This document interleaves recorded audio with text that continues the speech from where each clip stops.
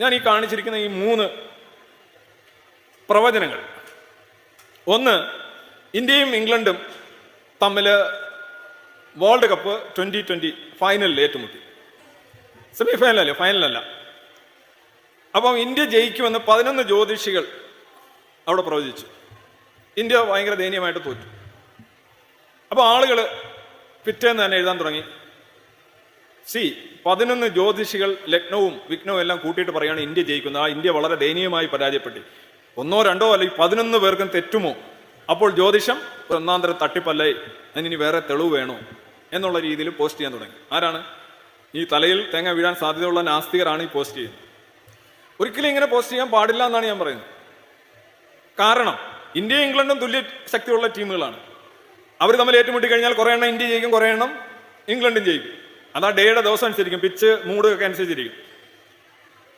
ഈ 11 പേരും ഇന്ത്യ ജയിക്കുമെന്ന് പറയുകയും ഇന്ത്യ ജയിക്കുകയും ചെയ്തിരുന്നെങ്കിലോ ജ്യോതിഷം ശരിയാവൂ? അല്ല, അങ്ങനെയല്ലേ വരുന്നത്. നിങ്ങൾ പറഞ്ഞു ഈ 11 പേരും പറഞ്ഞ തെറ്റായി പോയി, അതുകൊണ്ട് ജ്യോതിഷം പൊട്ടത്തരമാണ്, കള്ളത്തരമാണ്, ചൂഷണമാണ് എന്നാണ് നിങ്ങൾ സ്ഥാപിക്കാൻ ശ്രമിക്കുന്ന ഈ ഒരു പോസ്റ്റിലൂടെ അല്ലെങ്കിൽ ഈ ഒരു അവകാശവാദത്തിലൂടെ. ഈ ജ്യോതിഷത്തെക്കുറിച്ച് ഞാൻ നിരന്തരമായി പറയാറുണ്ട്, അത് ശരിയാകുന്നതും തെറ്റാകുന്നതും അതിൻ്റെ ഉള്ളടക്കവുമായി യാതൊരു ബന്ധമുള്ള കാര്യമല്ല.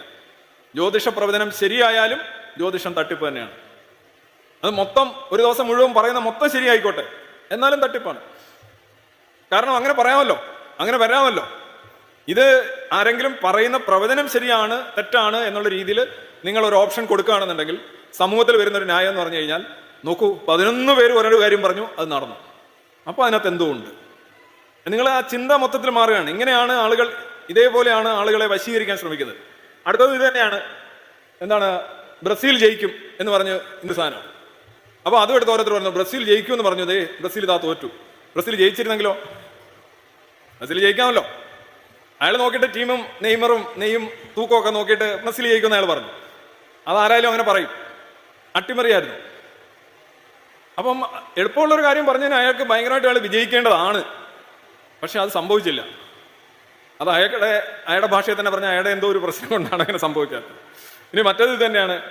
ഇത് നെയ്മറുടെ പ്രാർത്ഥന. നെയ്മർ ആരോട് പ്രാർത്ഥിക്കുന്നു, അത് നടക്കുന്നില്ല. അവ പറയുന്ന ദൈവത്തോട് പറയും, ദൈവമേ may God bless and protect us എന്ന് പറയുന്നു. എന്നിട്ട് ദൈവം പറയുന്നു ഓക്കേടാ നോക്കിക്കോളാന്ന് പറയുന്നു. പക്ഷേ അത് സംഭവിക്കുന്നില്ല. നമ്മൾ ഇത്തരം ട്രോളുകളായാലും പോസ്റ്റുകളായാലും വാദങ്ങളായും ഉന്നയിക്കുമ്പോൾ ഇത് ആക്ച്വലി നമ്മുടെ സമൂഹത്തിന്റെ ഒരു ചിന്താ പരിസരത്തെ സ്വാധീനിക്കുന്നുണ്ട്. ഇതങ്ങ് ശരിയായാൽ മറ്റേത് ശരിയായെന്ന ശരിയാവില്ല. ഇതല്ല ഏത്തിസ്റ്റിക് ആയിട്ടുള്ള ഒരു പ്രോപ്പോസിഷൻ എന്ന് പറയുന്നത്. ഓക്കെ.